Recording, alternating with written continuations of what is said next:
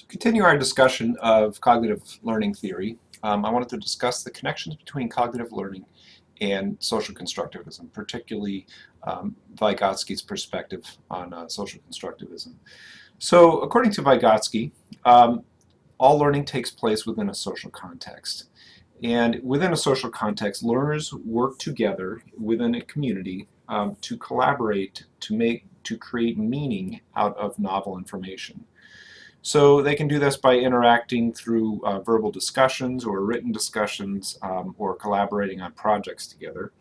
And as they work on these things together, they are essentially working together to find connections between novel information and perhaps information that they had existing in their long-term memories from previous times.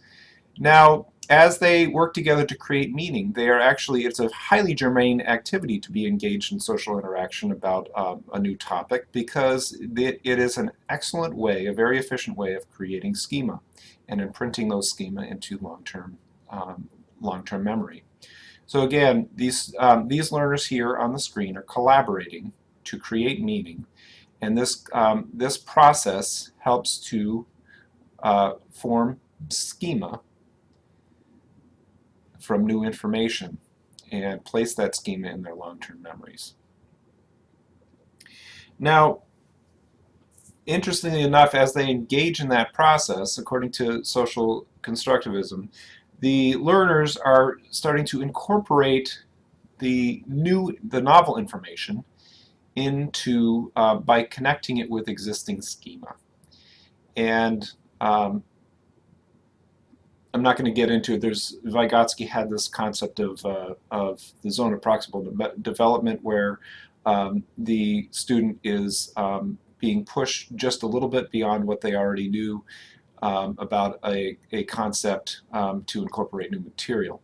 Now, a lot of constructivists believe that a group of students working together is sufficient and a very efficient way to construct new knowledge. However, Vygotsky believed that it was important to have a more knowledgeable other that is involved in assisting the students in their schema development. And they can do this by a process of what's called scaffolding. And scaffolding is a method of assisting the students to incorporate the novel information in an efficient way.